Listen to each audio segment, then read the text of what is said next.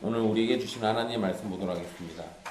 오늘 우리에게 주신 하나님의 말씀은 창세기 26장 6절에서 33절까지 말씀입니다. 창세기 26장 6절에서 33절까지 말씀입니다.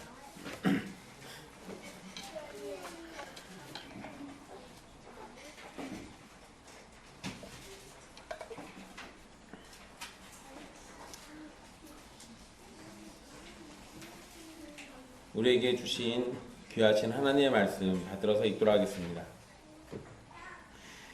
이삭이 그랄에 거주하였더니 그곳 사람들이 그의 아내에 대하여 물으매 그가 말하기를 그는 내 누이라 하였으니 리브가는 보기에 아리따움으로 그곳 백성이 리브가로 말미암아 자기를 죽일까 하여 그는 내 아내라 하기를 두려워함이었더라.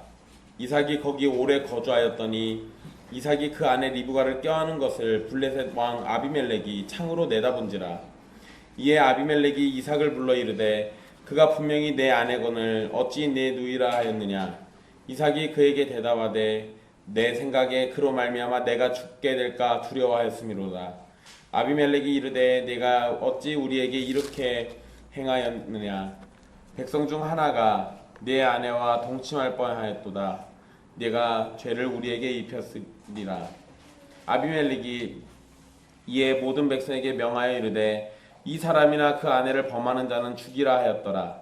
이삭이 그 땅에서 농사하여 그 해에 100배나 얻었고 여호와께서 복을 주심으로 그 사람이 창대하고 왕성하여 마침내 거부가 되어 양과 소가 떼를 이루고 종이 심이 많으므로 블레셋 사람이 그를 시기하여 그 아버지 아브라함 때에 그 아버지의 종들이 판 모든 우물을 막고 흙으로 메웠더라. 아비멜렉이 이삭에게 이르되 내가 우리보다 크게 강성한즉 우리를 떠나라. 이삭이 그곳을 떠나 그랄 골짜기에 장막을 치고 거기 거류하며 그 아버지 아브라함 때 팠던 우물들을 다시 팠으니 이는 아브라함이 죽은 후에 블레셋 사람이 그 우물들을 메웠습니다. 이삭이 그 우물들의 이름을 그의 아버지가 부르던 이름으로 불렀더라. 이삭의 종들이 골짜기를 파서 샘 근원을 얻었더니 그랄 목자들이 이삭의 목자와 다투어 이르되 이 물은 우리의 것이라 하매 이삭이 그 다툼으로 말미암아 그 우물 이름을 에색이라 하였으며 또 다른 우물을 봤더니 그들이 또 다툼으로 그 이름을 신나라 하였으며 이삭이 거기서 옮겨 다른 우물을 봤더니 그들이 다투지 아니하였으므로 그 이름을 르호봇이라 하여 이르되 이제는 여호와께서 우리를 위하여 넓게 하셨으니 이 땅에서 우리가 번성하리로다 하였더라. 이삭이 거기서부터 부엘세바로 올라갔더니 그 밤에 여호와께서 그에게 나타나 이르시되 나는 내 아버지 아브라함의 하나님이니 두려워하지 말라. 내 종 아브라함을 위하여 내가 너와 함께 있어 네게 복을 주어 네 자손이 번성하게 하리라 하신지라. 이삭이 그곳에 제단을 쌓고 여호와의 이름을 부르며 거기 장막을 쳤더니 이삭의 종들이 거기서도 우물을 팠더라. 아비멜렉이 그 친구 아우삭과 군대 장관 피골과 더불어 그랄에서부터 이삭에게로 온지라. 이삭이 그들에게 이르되 너희가 나를 미워하여 나에게 너희를 떠나게 하였거늘 어찌하여 내게 왔느냐. 그들이 이르되 여호와께서 너와 함께 계심을 우리가 분명히 보았으므로 우리의 사이 곧 우리와 너 사이에 맹세하여 너와 계약을 맺으리라 말하였노라. 너는 우리를 해하지 말라. 이는 우리가 너를 범하지 아니하고 선한 일만 내게 행하여 내가 평안히 가게 하였음이니라. 이제 너는 여호와께 복을 받은 자니라. 이삭이 그들을 위하여 잔치를 베풀매 그들이 먹고 마시고 아침에 일찍이 일어나 서로 맹세한 후에 이삭이 그들을 보내매 그들이 평안히 갔더라. 그날에 이삭의 종들이 자기들이 판 우물에 대하여 이삭에게 와서 알리어 이르되 우리가 물을 얻었나이다 하매 그가 그 이름을 세바라 한지라. 그러므로 그 성읍 이름이 오늘까지 부엘세바더라. 아멘. 이 말씀은 살아계신 하나님의 말씀입니다.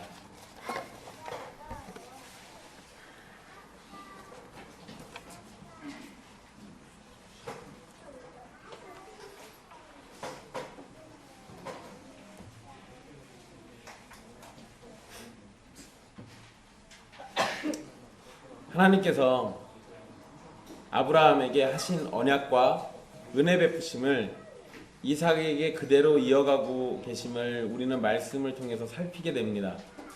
이는 아브라함에게 하신 약속을 따라서 나는 그들의 하나님이 되리라는 말씀이 성취되는 것입니다. 그래서 이삭과 야곱 그리고 요셉으로 이어지는 이 말씀이 계속해서 관통이 되는데요. 계속해서 나는 그들의 하나님이 되리라 라는 이 중대한 말씀이 이들과 계속 이어지게 됩니다. 이 개념은, 이 말씀은 또한 우리 조직신학 안에서 언약신학 또는 은혜 언약이라는 말을 이야기할 때 그때 빠지지 않고 꼭 등장하는 말씀입니다. 나는 그들의 하나님이 되리라. 오늘 말씀은 이삭이 하나님의 말씀을 따라서 순종하여 그랄 땅에 거주하면서 발생한 사건을 다루고 있습니다. 아브라함에게 발생한 사건이 아들 이삭에게도 비슷하게 발생했습니다. 살던 곳에 흉년이 찾아왔고 그것을 피하려고 애굽으로 가려고 했습니다. 아브라함은 애굽으로 갔다가 범죄를 저지르고 돌아왔고 또 그랄 땅에서도 마찬가지로 죄를 짓는 일을 했습니다.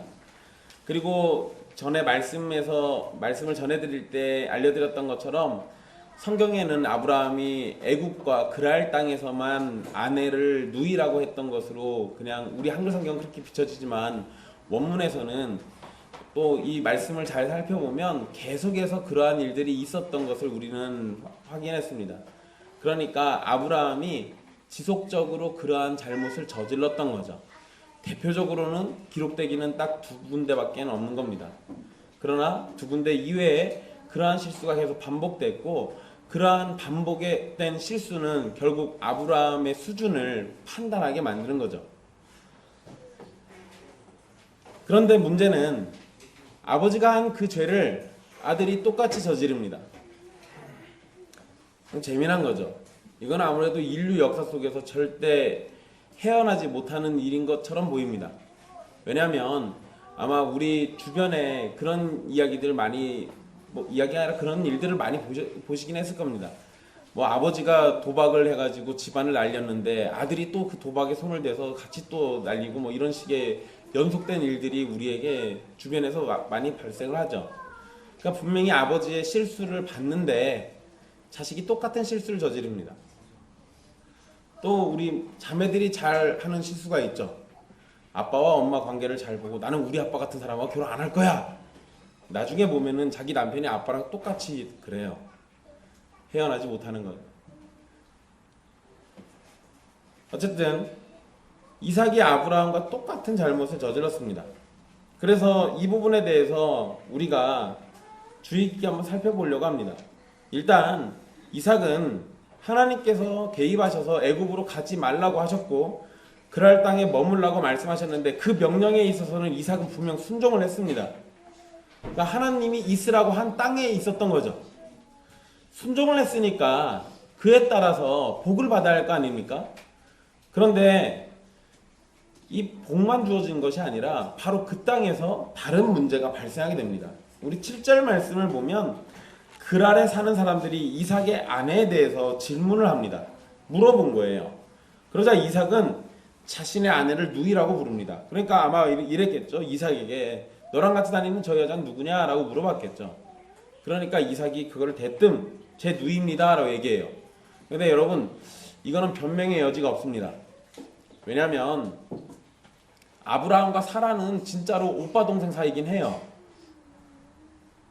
그런데 이삭과 리브가는 이게 오빠 동생이 아니에요. 그냥 만약에 그냥 호칭을 쓴다 그러면은 삼촌과 조카 수준인 거예요. 관계가 그래요. 그런데 누이라고 했습니다. 여기에서 근데 이 부분에서 약간 차이가 나는데요. 일단 실제 오빠 동생 사이가 아니라는 것도 차이가 있지만 아브라함은 자신이 죽을까봐 먼저 사라에게 누이라고 말하고 다니라고 이야기를 했죠. 그런데 이삭 같은 경우는 사람들이 자신의 아내에 대해서 질문을 하니까 물어보니까 그때 직접 자기가 아내를 누이라고 이야기를 했습니다. 그러니까 약간의 차이는 있어요. 그러나 결과적으로는 아버지와 똑같은 죄를 지었죠. 결과적으로는 그렇습니다. 여러분 우리가 아브라함을 살필 때 이 부분이 아주 심각한 죄라고 말씀을 드렸는데요. 하나님께서는 아브라함과 사라 사이에 태어난 아이가 언약의 자손이다 라고 얘기하셨는데, 그런데 사라를 만약에 누이라고 해서 다른 남자에게 시집가게 만들어버리면, 그러면 이게 언약의 자손이 오는 길이 막히는 거예요. 그런데 아브라함과 사라가 어떻게 결혼했는지 성경에 안 써 있잖아요. 근데 이삭과 리브가는 하나님이 특별히 개입하셔가지고 결혼한 케이스입니다.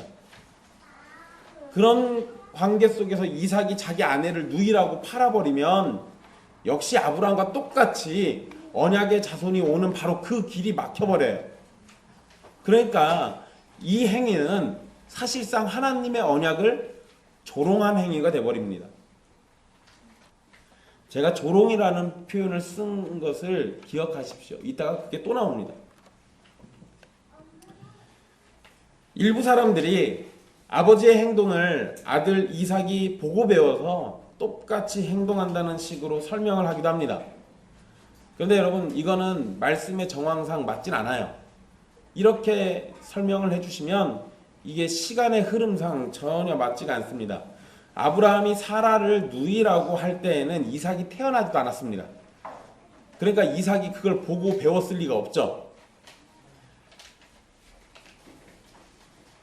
오히려 똑같은 실수가 아버지와 아들에게서 반복되는 것은 보고 배웠다라고 얘기하기보다는 보고 배우지도 않았지만 똑같이 공통적으로 인간의 연약함이 이런 식으로 드러나는구나 라는 것을 우리는 알 수 있는 거예요.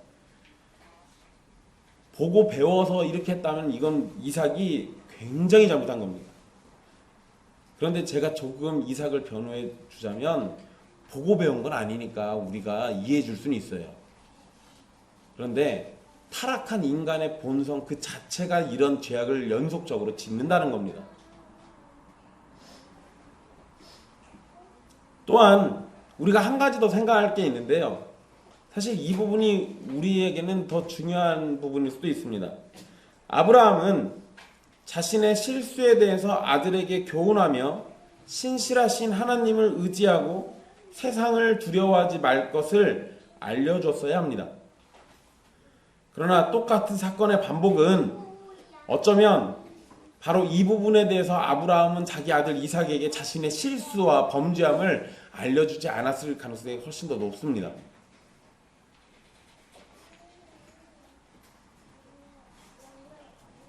그러니까 달리 표현해 보자면 아브라함은 이삭에게 신앙교육이란 부분에 있어서 실수가 있는 거죠. 실패가 있는 겁니다. 저와 여러분이 가져야 할 자세는, 여기에서 얻는 교훈은 자신의 실수를 다음 세대에 알려주는 것을 두려워하지 말라는 겁니다. 물론 부모나 선생된 사람이 자녀와 제자들에게 자신의 실수를 드러내는 것이 부끄러울 겁니다. 때로는 절대로 말하지 못할 은밀한 문제가 있을 수도 있어요. 그러나 그런 것들은 빼더라도 우리가 실수나 범죄함을 통해서 배운 신앙의 진리를 자녀들에게 가르쳐 주는 건 아주 중요하죠. 그래서 나는 실수했지만 내 자녀들은, 내 자식들은 그런 실수하지 않기를 바라야죠. 똑같은 범죄를 저지르지 않도록 하는 것이 매우 중요합니다. 여러분, 제가 어저께 결혼식장 갔다 왔잖아요. 이광호 목사님 아들 결혼한다고 그래서. 그런데 갔더니 주례자가 이광호 목사님이에요. 자기 아들 결혼한, 어쩔 수 없어요. 이건 목사의 숙명입니다. 근데 어저께 주례사에서 이런 얘기를 하더라고요. 이 당회가 교회 안에서 결혼하는 사람이 있을 때, 그런 청년들, 젊은이들이 있을 때 당회는 그 부분에 대해서 지도를 해야 돼요. 교육을 해야 합니다. 그래서 자기가 자기 아들과 며느리 될 청년을 앉혀놓고 신앙교육을 했다고 얘기하셨어요. 그런데 이런 얘기를 해요. 신앙교육을 막 하다 보니까 우리 아들 표정이 이상하다는 거죠. 아마 우리 아들이 속으로 그러는 아버지는 잘 사셨습니까? 라고 질문했을 거라는 겁니다. 그래서 본인이 교육하기가 매우 힘들었대요. 근데 여러분, 오늘 말씀에 비춰서 얘기한다면 그렇기 때문에 교육을 더 해야죠. 그러니까 아버지가 더 얘기해 줘야죠. 그러는 아버지는 그렇게 잘 사셨습니까? 야, 내가 못 살았으니까 너라도 잘 살아야 할 거 아니야. 당연한 거 아닙니까? 그런데 여러분, 사실 자녀를 사랑한다면 내 실수를 드러내서라도 내 자녀들에게 교훈해 주는 게 맞아요. 그런데 우리는 보통 내 실수를 감추려고 하죠. 그런데 그러지 말자는 겁니다. 그러지 말자는 거예요. 내 실수를 자녀들이 똑같이 반복하면서 내가 받은 고통을 내 자녀가 똑같이 받을 이유는 없잖아요. 그리고 그걸 막을 방법도 있는 거잖아요. 내 잘못을 내 자녀들에게 알려주어서 그 아이들은 내가 겪은 그 고통은 피할 수 있다면, 또 내 집안에 그런 식으로 교훈이 계속 이어져 간다면 내 자녀는 나보다 좀 더 나은 신앙생활을 할 테고 그의 자녀는 우리보다 좀 더 나은 신앙을 할 테고 이런 식으로 이어지는 거 아니겠습니까? 그게 믿음의 가정이겠죠. 야, 너는 너대로 나는 나대로 우린 각자 신앙생활을 하는 거니까 알아서 세상에 한번 부딪혀봐. 여러분, 그게 무슨 믿음의 가정입니까? 그냥 같은 집에서 밥만 먹고 사는 거지. 믿음의 가정이라면 내가 주께 받은 교훈을, 또 내가 주님 앞에 잘못한 것들을 내 자녀들에게 교훈하면서 그들이 하지 않기를 바라야겠죠. 우리의 부끄러움보다 우리의 자녀들, 그리고 우리의 다음 세대가 바른 신앙생활을 하는 것이 더 중요합니다. 자녀를 사랑하고 다음 세대들을 사랑한다면 우리가 실수하면서 배운 진리를 알려주기를 주저하지 마십시오. 성공과 복을 받는 것만 알려주려고 하지 말란 얘기입니다. 실패와 징계를 받은 일에 대해서도 함께 알려주시라는 겁니다. 그것이 그리스도 안에서 먼저 배운 자가 해야 할 책임입니다. 이삭은 하나님께서 함께 하시겠다고 친히 약속해 주셨잖아요. 이건 아브라함도 못 받은 복이에요. 하나님이 친히 같이 하겠다는 얘기를 안 하셨다고요. 근데 이렇게 더 큰 복을 받았는데도 그 약속을 금세 잊어버린 겁니다. 그래서 자신의 목숨이 위험하다고 느끼고 두려워했던 거죠. 결국 이삭의 두려움은 불신앙의 문제가 돼버린 겁니다. 이는 아브라함의 경험과 일치하는 부분이죠. 그러니까 여러분, 성경에서 굳이 모세가 자신들의 믿음의 조상들이 실패한 이야기를 반복적으로 이렇게 쓰는 이유가 뭐겠습니까? 우리는 그러지 말자는 거겠죠. 또 이렇게 연속된 실수 속에서 여전히 우리에게 은혜 베푸시는 그 하나님 바라보라는 거겠죠. 단순히 여기에서 그래도 하나님은 우리에게 은혜 베푸셔 요것만 얘기하고 끝나버리면요, 율법 폐기론이 돼요. 이들의 실수는 우리의 거울이 되고 이들의 실수는 우리의 삶의 밑거름이 돼서 우리는 우리의 조상들과 똑같지 않은, 그들보다 더 나은 신앙생활을 해야겠죠. 그것이 천국에서 우리를 기다리고 있는 우리 믿음의 조상들이 기뻐할 일일 겁니다. 그들의 부끄러움 때문에 그들이 부끄러워하지 않을 거예요. 오히려 그들의 부끄러움을 우리의 교훈으로 삼으면 그들은 주님과 함께 더 크게 기뻐할 겁니다. 이삭의 거짓말이 상당히 오래 지속됐습니다. 8절에 보면 이삭이 그랄 땅에 오래 거주하였다고 성경은 기록하고 있습니다. 얼마의 시간이 지났는지 정확하게 알 수는 없는데요, 원문에는 오랜 날들이 지났다라고 되어 있습니다. 그러니까 굉장히 많은 시간들이 지난 거죠. 게다가 여러분, 여기에서 농사도 지어서 수확하는 걸 보면 아마 뭐 1년, 2년 이런 식으로 여기에 거주했을 가능성이 높아요.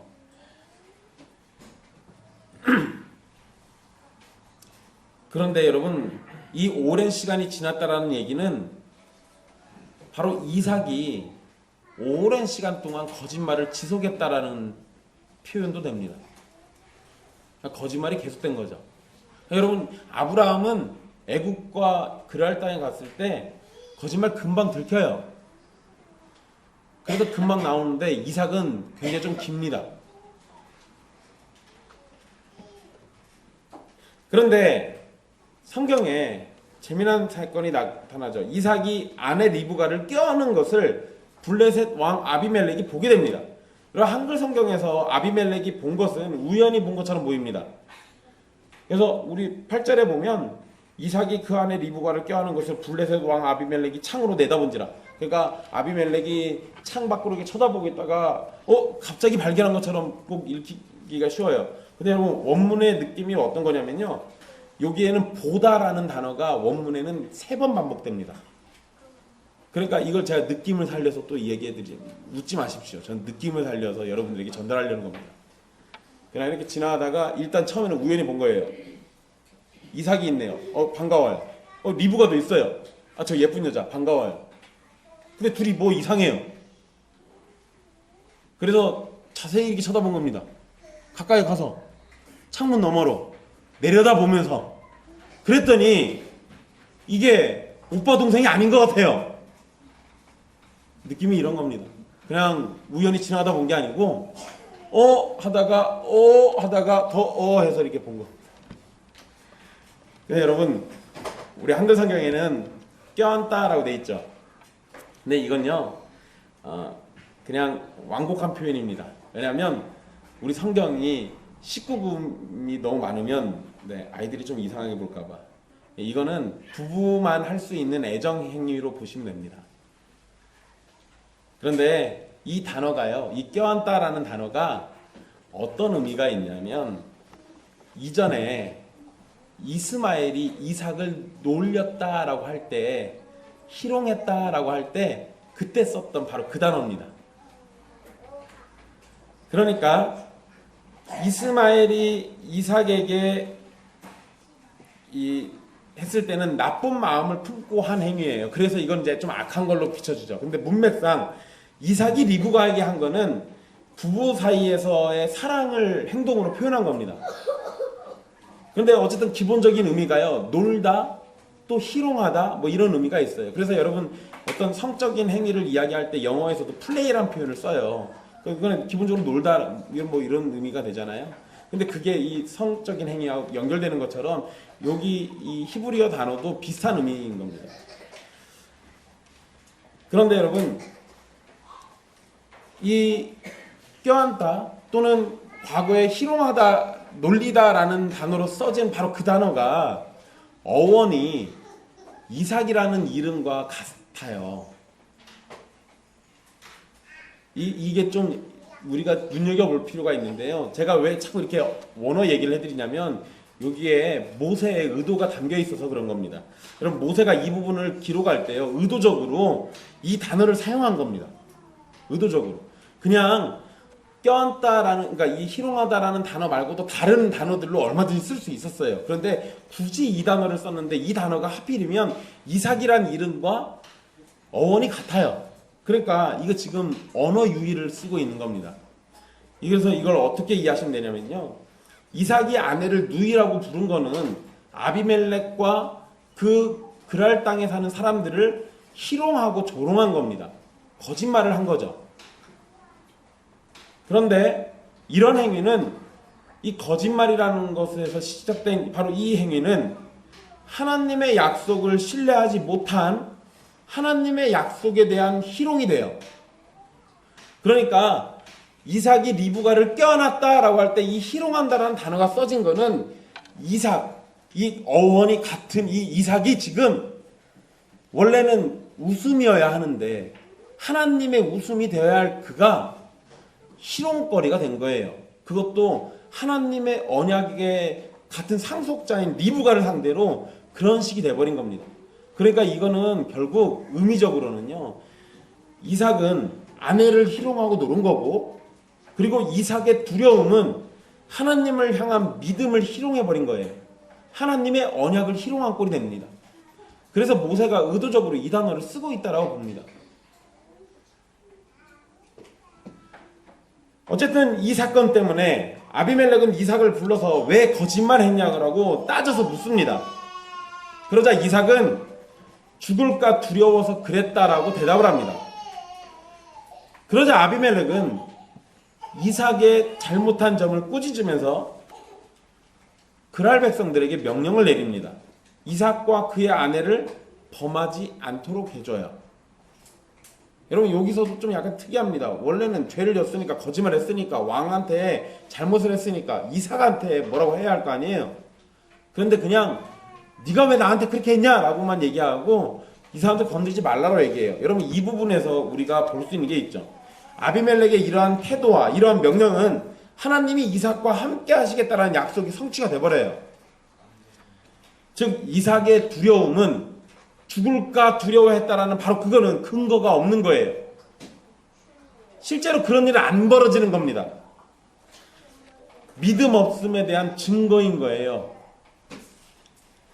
그러나 여러분, 이삭이 믿음이 없기 때문에 벌을 받냐? 아니요, 그러지 않습니다.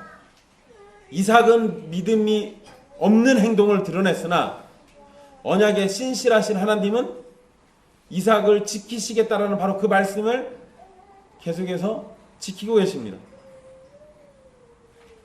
그러니까 여러분, 우리가 자녀들에게 신앙교육을 한다면 내가 옛날에 이런 실수를 저질렀어. 그러니까 너희들은 이런 실수를 저지르지 마. 하나님 앞에 범죄야.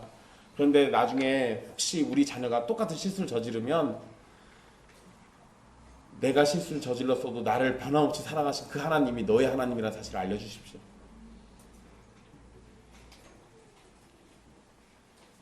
우리는 연약해서 실수를 저지르기가 더 쉽습니다.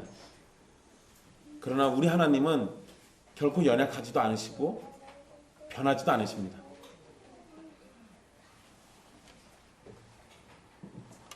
상황이 이제 이런 상황인데요. 이삭은 그랄 땅에서 농사를 했다라고 성경에 기록하고 있습니다. 이 이야기는 아비멜렉에게 걸리고 난 다음의 이야기일 수도 있고요. 걸리기 전의 이야기일 수도 있습니다. 전에도 말씀드렸던 것처럼 창세기가 대체적으로 시간의 순서를 따르고 있지만 어떤 부분에서는 시간의 순서를 안 따른다라고 말씀드렸죠. 이 부분도 그런 겁니다. 게다가 여러분 잘 생각해 보세요. 이삭과 리브가에게 이때 두 아들이 있었을까요? 없었을까요? 두 아들이 있었는데 오랜 시간 동안 거기서 누이라고 하면서 지낼 수 있었을까요? 아니요. 그러기가 어렵겠죠. 그 얘기는 에서와 야곱을 낳기 전의 사건이란 얘기예요. 그런데 여러분 이게 더 무서운 겁니다. 그 얘기는 아브라함이 아직 살아있다는 얘기예요. 그러니까 아브라함이 살아있을 때 이삭이 아버지가 했던 그 잘못을 똑같이 저질러버린 겁니다. 그러니까 나중에 만나가지고 이 이야기를 알게 됐을 때 아마 아브라함도 슬프고 이삭도 슬펐을 겁니다. 그런데 동시에 또 우리가 슬픔 중에 기뻐할 수 있는 것은 아브라함에게 신실하신 그 하나님이 바로 이삭의 하나님이라는 사실을 다시 한번 확인할 수 있었겠죠.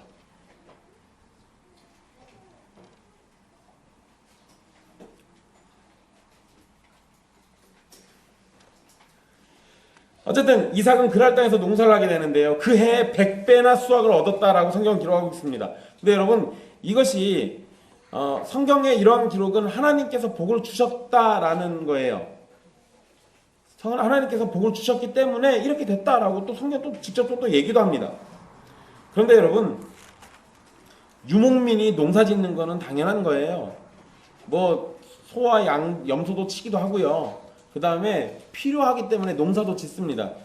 그런데 정말 재밌는 건 족장이 성경에 나온 족장들 중에서 씨를 뿌리고 수확을 얻었다는 거는 이삭만 나옵니다.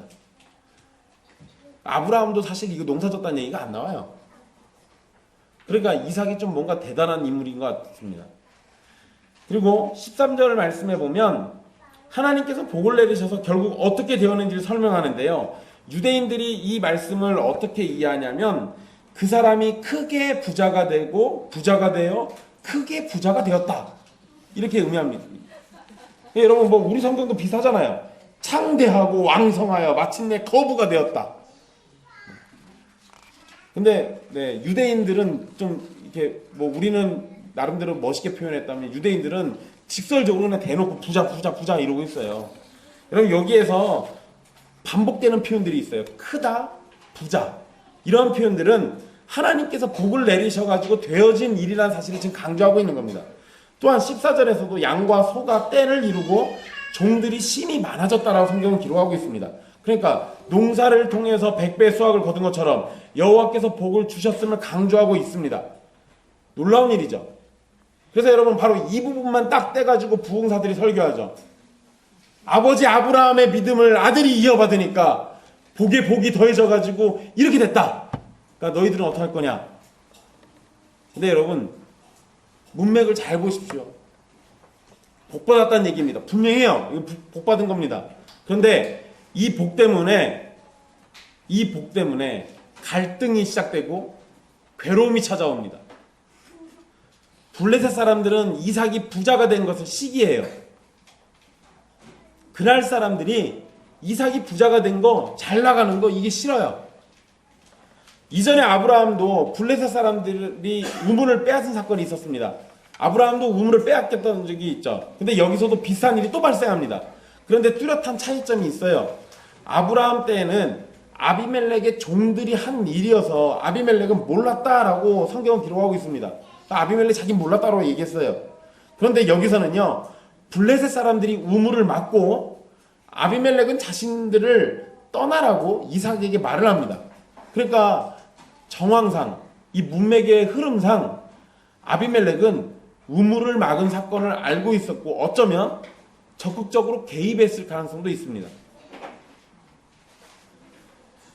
우물을 막은 이 사건에서 15절 말씀에 보면 모든 우물이라고 언급을 하죠. 이 얘기는 우물이 한두 개가 아니었단 얘기예요. 여러 개가 있었단 얘기죠.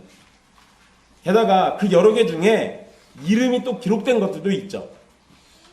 그리고 이 말씀을 계속 보면 거기에 이 우물들을 막고 흙으로 메웠다라고 말씀을 합니다. 여러분 이게 뭔 소리냐면요. 우물이 있으면 그걸 막아버리고 그냥 흙으로 덮어버린 거예요. 근데 이렇게 되면 그 우물은 다시 못 써요.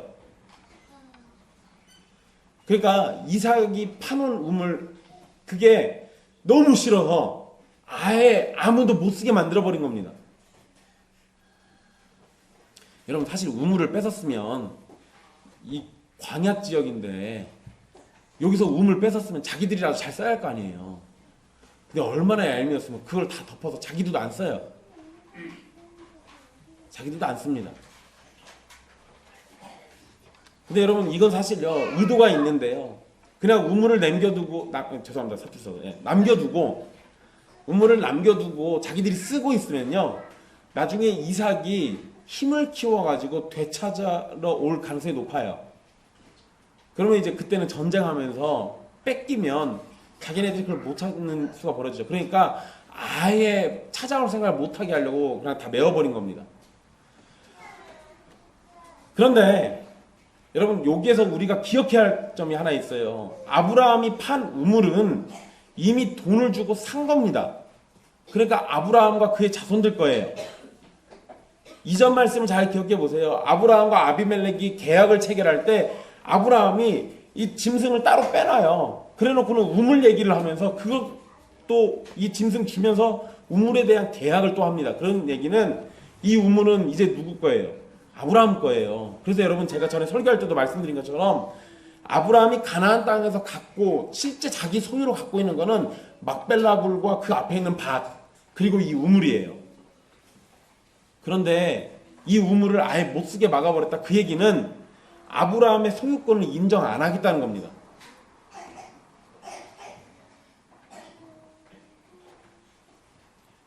이런 상황에서요. 일단 우물을 막은 이 상황에서 아비멜렉은 이삭에게 자신들보다 크게 강성하게 됐으니까 자신들을 떠나라고 요청을 합니다. 여러분 여기서 강성한즉이라고 번역된 이 단어 뭐 강하다라는 의미죠. 강하다. 근데 여러분 이게 단순히 강해졌기 때문에 쫓겨나게 된 거예요. 이삭이 강하게 된 것은 하나님께서 함께 하셨고 복을 주셨기 때문인데 그것 때문에 그랄 땅에서 쫓겨나게 된 겁니다.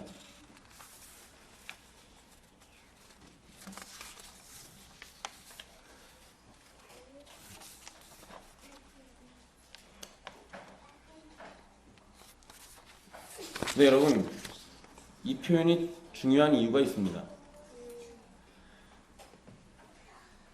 나중에 이스라엘 백성들이 애굽 땅에서도 강하게 되어서 핍박받습니다. 그들이 우리보다 강해졌기 때문에, 수요가 많아졌기 때문에 라는 표현을 쓰죠. 그래서 똑같은 핍박을 당해요. 여러분, 수요가 많아지고 자녀가 늘어나는 건 하나님께 받은 복이에요. 그런데 그것 때문에 고난받습니다. 이삭도 강해져서 고난받습니다. 그래서 결국 그랄 땅에 쫓겨나게 되죠. 여러분, 여기서 우리가 생각할 수 있는 게 있어요. 사실 우리 신자들에게는 이 말씀이 꼭 기억돼야 할 말씀이죠. 하나님께서 내리시는 복이 우리가 생각하는 형통이나 평안이나 부유함만으로 연결되는 건 아니라는 겁니다. 하나님께서 우리에게 복을 주셨는데 그것 때문에 우리는 고난 가운데 있을 수도 있고, 핍박을 받을 수도 있고, 세상 사람들로부터 미움을 받을 수도 있습니다. 여러분, 예수님도 그런 얘기 하셨죠. 너희는 분명히 세상 사람들에게 미움받을 거야. 왜냐하면 세상이 나를 미워하기 때문에. 너희가 내게 속하였다면 세상으로부터 미움받을 거야. 여러분, 우리가 예수님께 속했다라는 건 복받은 거죠. 그런데 그것 때문에 벌어지는 일이 뭐냐면 세상 사람들로부터 칭송받는 게 아니라 세상 사람들로부터 미움받는 겁니다. 똑같은 거예요. 하나님의 복이 무작정 형통으로만 이어지는 게 아니라 바로 그 복이 오히려 세상 사람들의 눈에는 핍박, 괴로움, 고통 이런 것과도 연결된다는 겁니다. 그런데 여러분, 그 복이 그렇게 해서 우리를 절망의 나락으로 끌고 가느냐? 아니요, 그러지 않아요. 하나님께 받은 복은 이 땅 가운데서 우리가 그걸로 인해서 괴로움을 겪을 수도 있지만 그것 때문에 천국의 상급이 큰 겁니다. 그리고 그 복이 우리로 하여금 천국 백성임을 드러내는 증거기도 해요. 그러니까 하나님께 복 많이 받으십시오. 그런데 그 복 때문에 찾아오는 괴로움과 고통이 있다면 그 가운데서 즐거워하십시오. 그게 정상이에요. 만약에 하나님께서 복을 내리시지 않으셨다면, 그래서 이삭이 농사로 100배의 수확을 거둬들이지 못했거나 소나 양의 떼가 많아지지 않았거나 땅을 아무리 파도 우물을 얻지 못했다면 그랄 땅에서 쫓겨나는 일은 없었을 겁니다. 그런데 하나님께서 명백하게 은혜를 베푸신 증거들 때문에 이삭은 쫓겨나게 된 거예요. 그러면 여러분, 우리는 이제 이렇게 생각할 수 있죠. 이 쫓겨난 것이 이삭에게 불행이냐 행복이냐? 세상 사람들 눈에는 그 불행이겠죠? 아이고 딱해라 그럴 수 있어요. 그런데 그게 아니라는 거예요. 세상 사람들 눈에는 그럴 수 있지만 우리에게 찾아오는, 신자들에게 찾아오는 고통은 하나님께 더 큰 은혜를 입거나 하나님을 더 사랑하게 되는 그러한 길이 되는 거예요. 그러니까 잠시 잠깐 그 괴로움 때문에 여러분들이 하나님을 떠나는 일, 또는 하나님을 향한 불신을 품는 일, 그러한 일들이 없어야 합니다.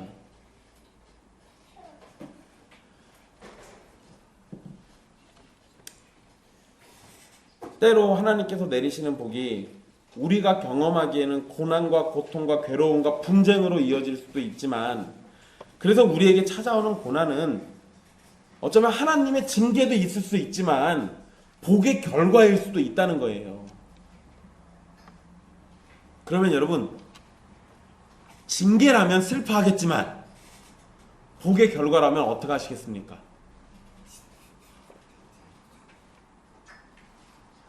그게 복의 결과라면 고통 중에도 신음할 수 있겠죠. 여러분, 제가 어저께 정말 기쁘게도 페이스북에서 무슨 공유 이벤트 했는데 제가 당첨돼서 책이 왔습니다. 너무 신나요.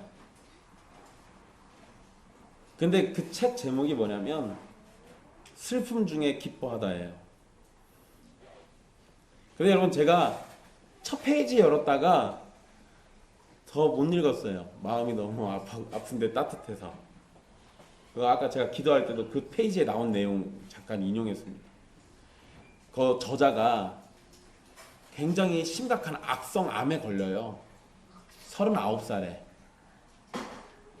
근데 그 암 판정 받고 난 다음에 교회 성도들이 편지를 써준 게 있는데 교인들 중에 다운 증후군인 여자아이가 편지를 쓴 게 있어요. 근데 거기에 뭐라고 써 있냐면 암보다 하나님이 크시니까 걱정하지 말라는 겁니다. 그러면 이 말 좀 이상하죠. 암보다 하나님이 당연하죠. 암보다 하나님 더 크시겠죠. 근데 이게 뭔 소리냐면요. 암이 찾아오면 우리의 시선이 어디로 갑니까? 암으로 가겠죠. 근데 그 다운 증후군 아이가 뭐라고 한 거예요? 아니 우리 시선이 암으로 갈 리가 없어요. 왜냐하면 암보다 훨씬 크신 하나님이 계시니까 우리 시선이 어디로 간다는 겁니까? 하나님께로 간다는 얘기겠죠. 다운 증후군 아이는 정상적으로 판단하기가 어려워요. 근데 그런 아이가 그런 식의 표현을 썼습니다. 하나님의 영이 아니고서는 그런 식의 믿음을 드러낼 수가 없어요. 그러니까 여러분 그게 지금 이거하고 연결되는 겁니다. 우리에게 고난과 고통이 찾아올 수도 있어요. 근데 그게 복의 결과일 수도 있다니까요. 그리고 그 가운데 우리가 할 일은요. 설사 징계를 받았더라도 나를 사랑하시는 아버지니까 징계하셨겠죠. 그럼 회초리를 맞으면서도 기뻐할 수 있는 겁니다. 나를 사랑하시니까. 내가 받는 징계가 하나님의 사랑의 증거니까.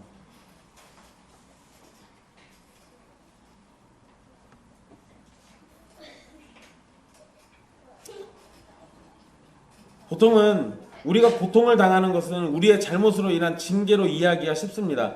사실 그런 일이 훨씬 더 많긴 해요. 그런데 여러분 간혹 하나님께서 내리시는 복을 위해서 고난이 찾아올 수도 있습니다. 또 하나님이 내리시는 그 복 때문에 고난이 찾아오기도 합니다. 그러니 여러분이 하나님의 자녀라면 징계로 내리시는 고난이든 복을 위해서 찾아온 고난이든 둘 다 우리를 가장 선하고 복된 자리로 인도한다는 사실은 분명한 겁니다. 우리가 고난의 과정에 있을 때는 고난의 무게로 인해서 그것을 알지 못합니다.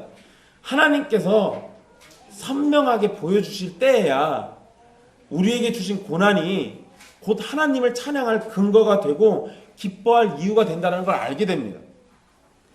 그러니 여러분 고난으로 주저앉아 울고 싶을 때 여러분들의 심령이 막 무너져 내려서 다 녹아 내렸을 때 우세요.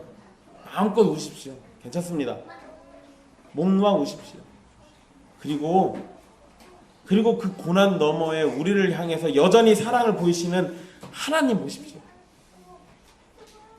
시편 기자들은요 고난이 찾아올 때 울음을 삼키라고 얘기하지 않습니다. 본인들의 경험상 다 목 놓아 울어요. 그런데 그러고 난 다음에 뭘 하냐면 자신을 덮고 있는 하나님의 사랑을 얘기해요. 또 자신에게 주어진 하나님의 소망을 얘기합니다.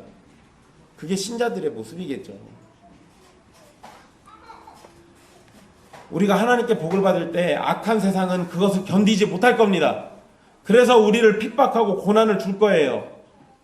바로 그럴 때 오히려 하나님은 그것을 사용하셔서 하나님의 선하심을 더욱 드러낼 겁니다. 그러니 복을 받은 여러분들은 어떠한 상황이든 기쁠 때나 슬플 때나 외로울 때나 부유할 때나 가난할 때나 주님으로만 기뻐하십시오. 이삭은 결국 이 사건 때문에 또 아비멜렉이 떠나라고 해서 이 그랄 땅을 떠나게 됩니다. 그리고 그랄 골짜기에 장막을 치게 됩니다. 그런데 여러분 거기서도 아브라함 때 팠던 우물들을 다시 파게 되는데요. 아버지가 부르던 이름으로 그 우물들을 불렀다고 합니다. 그런데 이삭의 종들이 샘의 근원도 또 파게 돼요. 이거 참 특이한 일들이에요. 이 사람들 무슨 수맥 찾는 전문가들인 것 같아요. 그래서 파기만 하면 우물이 나옵니다. 그런데 그랄 목자들이 거기까지 쫓아와요. 그래서 그걸 자기들 거라고 합니다. 그래서 처음에 우물을 다툼이라는 이름의 뜻으로 에색이라고 부릅니다. 그리고 다시 또 우물을 팠는데 거기서 또다시 다툼이 벌어졌다고 해서 대적함이라는 의미의 신나라고 이름을 부릅니다. 그리고 난 다음에 다시 또 우물을 파게 되는데 더 이상 다투지 않아요. 그래서 이삭은 우리를 이제 이 땅에서 넓게 하실 것이다라는 의미로 장소가 넓다는 르호봇이라는 이름을 사용하게 됩니다. 여러분, 이런 상황을 겪은 이삭에게 하나님께서 나타나셔서요, 다시금 아브라함에게 하신 약속에 대해서 확증을 하십니다. 근데 여러분, 여기에 하나님이 쓰신 표현이 있어요. 여호와 하나님께서요, 내 아버지 아브라함의 하나님이라고 자기 자신을 밝힙니다. 그게 24절에 나와 있는데요, 나는 내 아버지 아브라함의 하나님이니 라고 이렇게 부르죠. 여러분, 아브라함을 부르신 때부터 지금까지 하나님께서 자신의 백성들에 대해서 언급하실 때요, 누구의 아들 누구 이런 식으로 부르지 않습니다. 내 백성 또는 나는 누구의 하나님이라는 표현을 써요. 이게 뭐냐면 관계를 얘기하는 거예요. 관계. 남이 아니고 관계를 얘기하고 있다고요. 아브라함에게는 아브라함의 자손들의 하나님이 되리라고 말씀하셨는데요, 그 아브라함의 자손에게는 하나님이 뭐라고 하시냐면 너희 아버지 아브라함의 하나님이다 라고 자기를 얘기해요. 그러니까 나는 너희들과 계속된 이 관계 속에서 너희의 하나님이다 라는 걸 얘기하고 있는 거죠. 이렇게 관계를 언급하시는 것은 바로 그들을 위한 하나님이시고 그들을 위해서 일을 하실 거라는 은혜로운 진리가 담겨 있는 겁니다. 참으로 감사한 것은요, 예수 그리스도께 속한 모든 신자는 바로 이러한 관계 속에서 주어진 은혜를 동일하게 받는 겁니다. 여러분, 저의 하나님이 제 자녀들의 하나님이 될 거예요. 여러분의 하나님이 바로 저의 하나님이시기도 합니다. 그래서 우리는 하나님을 우리의 하나님이라 부르는 거예요. 여러분, 임마누엘을 뭐라고 하죠? 하나님이 우리와 함께 하시다예요. 하나님이 쟤와 함께 하는 게 아니라 우리와 함께 하신다고요. 관계를 얘기하고 있어요. 관계를.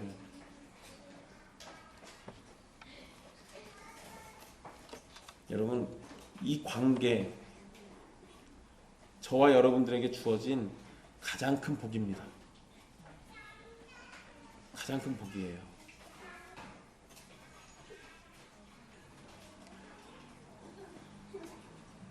여러분, 관계는 그 사람의 정체성을 드러내기도 하죠. 여러분, 우리 교회 그 무슨 카페예요. 어떤 분이 우리 옛길 교회가 고신측이라고 이렇게, 제가 이광호 목사님하고 친해서 그러는 것 같아요. 그러니까 이광호 목사님과 황철민의 관계를 보니까 아, 옛길 교회는 기장이 아니고 고신인가 보구나 라고 착각하는 거죠. 그럼 관계는 그 사람의 정체성을 드러낼 때도 있다라는 거예요. 물론 그렇게 판단하신 그분이 좀 실수하시긴 했지만, 그런데 여러분, 이건 확실하죠. 내가 하나님의 백성이라면, 그 관계를 얘기한다면, 나와 함께 같은 믿음 안에 있는 여러분들은 똑같이 하나님의 백성이겠죠. 제가 하나님의 아들이라면 여러분들도 하나님의 아들인 겁니다. 왜냐하면 우리는 한 믿음을 같이 공유하고 있거든요. 함께 떡을 떼는 사람들이거든요. 같은 교회 안에 있거든요. 그래서 우리는 하나인 거죠. 관계를 얘기하고 있어요. 이런 은혜로운 일들이 있었는데요, 이삭은 아버지처럼 단을 쌓고 여호와의 이름을 부르고 또 거기에서 장막을 치고 지냅니다. 그런데 여러분, 이 일이 있고 난 다음에 아비멜렉이 찾아와요. 자기 친구 아우삿이라는 사람과 또 군대 장관 비고를 데리고 나타납니다. 여러분, 전에도 말씀드렸던 것처럼 군대 장관이 왔다. 혼자 왔겠어요? 또 군대 몰고 왔겠죠. 그 여러분, 군대를 잔뜩 끌고 와서 우리 평화롭게 지냅시다 라고 얘기하면 이게 평화를 얘기하고 싶은 거예요? 아니면 겁주려는 거예요? 그냥 사실은 이게 무서우니까 우리 힘 이렇게 세요 라고 하면서 과시하려고 그러는 거겠죠. 어쨌든 여러분, 이렇게 찾아오는데요, 이삭은 아버지 아브라함처럼 유하게 얘기하지 않습니다. 화가 단단히 났어요. 그래서 그들에게 자신을 미워해서 떠나게 해놓고는 왜 자신에게 왔냐고 질문합니다. 그러자 그들은 아비멜렉은 이삭에게 하나님께서 함께 하신다는 사실을 분명히 봤다라고 얘기해요. 그러니까 우리 계약을 맺읍시다 라고 찾아온 겁니다. 여러분, 이것도 역시 아버지하고 비슷한 사건이죠. 사실 여러분, 아비멜렉과 그 백성들은 마치 조직적으로 이삭을 방해했습니다. 그런데도 불구하고요, 이삭의 번영은 막지를 못해요. 그래서 자기들이 확신을 한 겁니다. 하나님께서 함께 하시는구나. 그런데 여러분, 아비멜렉이 계약을 맺으러 왔다라는 것은요, 사실상 이전에 아브라함과 아비멜렉이 맺은 계약을 인정하지 않는 것처럼 보이는 겁니다. 그러나 하나님께서 주시겠다고 하신 약속을 따라서요, 아브라함이 맺었던 계약은 결국 다시 이삭에게로 이어지는 꼴이 된 거죠. 그러니까 결과적으로는 하나님의 백성들이 복받은 증거가 계속해서 드러나는 겁니다. 아비멜렉은 자신을 해치지 말라고 말하면서요, 자신들도 해치지 않았으니까 똑같이 그렇게 해달라고 얘기합니다. 그런데 여러분, 아비멜렉이 거짓말을 한 이삭을 건드리지 않은 건 뭐 착한 일이에요. 그러나 우물을 빼앗고 강하다는 이유로 내쫓은 것은 선한 일은 아니죠. 하지만 이삭은 그들의 요청을 따라서 그들과 계약을 맺어요. 그리고 여러분, 성경에는요, 계약을 맺었다라는 얘기는 안 나옵니다. 그런데 잔치를 베풀었다라는 이 표현이요, 함께 식사를 했다면 계약 이야기가 오고 갔는데 같이 밥 먹었다는 얘기는 계약 체결 후 잔치, 축제를 벌이는 거예요. 축하의 자리인 겁니다. 그러니까 아비멜렉과 이삭은 이제 화해를 한 거고 계약을 맺은 게 됩니다. 그리고 아비멜렉과 이삭은 다음날 일찍 일어나서 서로 맹세한 후에 돌아갑니다. 그리고 바로 그날 우리 성경에도 그렇게 돼 있어요. 바로 그날이에요. 원문은 그렇습니다. 바로 그날이에요.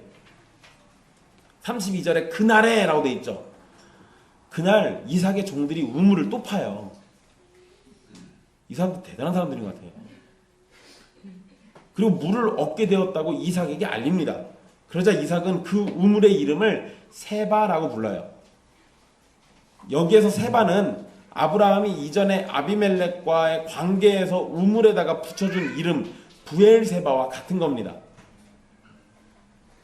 여러분, 우리는 이삭의 모습에서요, 아브라함과 똑같은 죄를 저지르는 걸 보게 됐죠. 그런데 아브라함의 실수나 범죄에 대해서 하나님께서는 책망하지 않으시고 오히려 지키시겠다는 약속을 지키십니다. 그런데 바로 그 하나님께서 똑같이 이삭에게도 책망은 아비멜렉에게 맡기고요, 하나님은 친히 책망하시지 않으셨어요. 뭐만 하십니까? 은혜 베푸시고 지키시는 모습만 보여주십니다.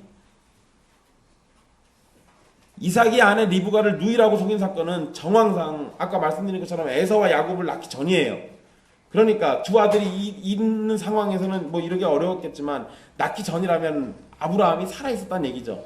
그러니까 이게 아버지와 아들의 범죄가 지금 똑같이 이어지고 있고 둘이 이걸 똑같이 경험하는 사이에 같이 숨쉬는 사이에 일이 벌어진 거예요. 여러분, 앞에서 언급한 것처럼요, 아브라함이 기근을 피해서 애굽으로 떠나서 범죄했던 일이나 그랄 땅에 들어가서 범죄한 일을 교훈 삼아 이삭에게 알려줬더라면 아마 다른 결과가 나타났을지도 모르죠. 그러나 여러분, 지금 사실 이 사건은 우리 믿음의 조상인 이삭의 범죄함을 드러냈으나 우리는 정말로 감사한 것은 이삭은 범죄하나 하나님은 그 범죄를 덮을 만큼 계속해서 은혜를 베푸신다는 사실을 다시금 보게 됩니다. 물론 아브라함은 신앙교육에 실패했으나 하나님께서 친히 우리에게 교훈하고 계시죠. 그러니 아브라함의 신앙교육은 결과적으로는 실패한 건 아닙니다. 그렇다고 여러분, 우리도 똑같이 아브라함처럼 넉넉고 있을까요? 아니요, 그러지 말라는 겁니다. 더 좋은 도구가 있으면, 더 좋은 방법이 있으면 그것을 사용했을 때 그것을 통해서 드러낼 하나님의 은혜로움이 얼마나 더 크겠습니까? 그러니 우리의 실패, 인간은 계속해서 실패하고 하나님은 계속해서 신실하시며 은혜 베푸신다는 바로 그 사실, 그리고 우리의 그 실패를 자녀들에게 알려주면서 그 가운데서 신실하신 하나님을 계속해서 드러내는 거, 어쩌면 부모된 자들, 어른된 자들 우리들의 몫일 겁니다. 그러니 자녀들을 교훈하기를 쉬지 마십시오. 내가 실패한 거 자녀들에게 알려주세요. 내가 부족했던 거 자녀들에게 알려주십시오. 여러분, 옛날 어른들은 보통 이렇게 얘기했죠. 공부 열심히 해, 아빠처럼 살고 싶지 않으면, 뭐 나름대로 내 자신의 경험을 이야기해 준 겁니다. 근데 여러분, 그건 단지 성공만 얘기하고 있는 거잖아요. 그냥 아주 너무 두리뭉실하잖아요. 도대체 아버지가 어느 부분에서 실수하셨는지, 그냥 돈 많이 못 벌고 권력을 못 쥔 것이 실수라면 그러면 공부 열심히 해야겠죠. 근데 여러분, 신자들은 그것만 얘기하면 안 되겠죠. 하나님 앞에 서 있는 모습에서 실패한 거, 믿음을 지키는 거에서 실패한 거, 이런 것들 얘기해 줘야겠죠. 내 자녀들 그러지 말라고. 여러분, 바로 그것 때문에요. 우리 개신교 안에, 우리 기독교 안에는 우리 믿음의 조상들의 전기가 있는 거예요. 그 전기를 보고, 야, 우리 믿음의 조상 누가, 뭐 칼빈이 누군가가 이렇게 대단하게 살았더라, 이것만 얘기하는 게 아니라요. 그건요, 여러분, 정말 엉터리 같은 전기예요. 무슨 우리가 슈퍼맨 볼 겁니까? 아니, 그거 아니잖아요. 그게 아니라 그들의 실패도 기록된 전기가 정말 좋은 거예요. 연약한 그를 사용하셔서 은혜 베푸시는 하나님 보는 거, 그게 중요한 거겠죠. 우리 목사님 설교가 정말 대단해요. 여러분, 그런 것만 자랑하지 마십시오. 그러다가 목사가 실수하면 어떡하려고 그럽니까? 기껏 그렇게 자랑해가지고 데려왔더니 그날 목사가 설교를 죽 써버리면 어떡할 거예요? 사람을 자랑하지 말고 오히려 사람의 실패 가운데 은혜 베푸시는 하나님을 자랑하십시오. 그게 우리가 할 일이겠죠. 여러분 자신과 또 여러분들의 자녀들에게 이 사실을 꼭 알려주십시오. 인간은 계속 실패하나 하나님은 은혜 베푸시고, 인간은 하나님을 사랑하는 데 있어서 모자르거나 실패를 거듭하지만 하나님은 택하신 백성들을 사랑하는 데 있어서 언제나 끝까지 사랑하신다는 거. 우리는 주저앉으나 주님은 우리를 일으키실 것이고, 우리는 실패하나 주님은 성공하실 것이고, 우리는 완전하지 못하나 주님은 언제나 완전하실 겁니다. 그걸 우리 자녀들에게 알려주시라고요. 그리고 바로 그런 하나님께서 저와 여러분의 하나님이 되신다는 성경의 가르침, 그것을 알려주세요. 아브라함에게 은혜 베푸셨던 것처럼 이삭에게도 동일하게 은혜를 베푸셨고, 예수 그리스도 안에 있는 우리에게도 동일하게 은혜 베푸실 겁니다. 그러니 아브라함처럼 이삭처럼 인간의 연약함을 보인다 할지라도 그것으로 낭만하지 마세요. 오히려 우리의 연약함이 드러나는 곳에서 주님의 능력이 나타남을 소망할 수 있으니, 우리는 약함을 뽐내고 주님의 강한 손과 능력과 사랑을 자랑하면 되는 겁니다. 사랑하는 형제 자매 여러분, 우리에게 한결같이 사랑을 베푸시는 주님을 자랑합시다. 그리고 우리의 연약함대로 또 자랑합시다. 우리의 실패는 곧 주님 안에서 더 큰 승리의 길을 보여줄 겁니다. 우리의 연약함과 실패를 자녀들에게 알려주고 그 가운데 은혜 베푸시는 하나님을 알려주십시오. 그래서 우리의 자녀들이 더 주님을 의지하며 살아가는 모습, 그것이 훗날 우리의 면류관이 될 겁니다. 주께 칭찬받는 면류관을 얻는 여러분들이 다 되기를 소망합니다. 기도하겠습니다.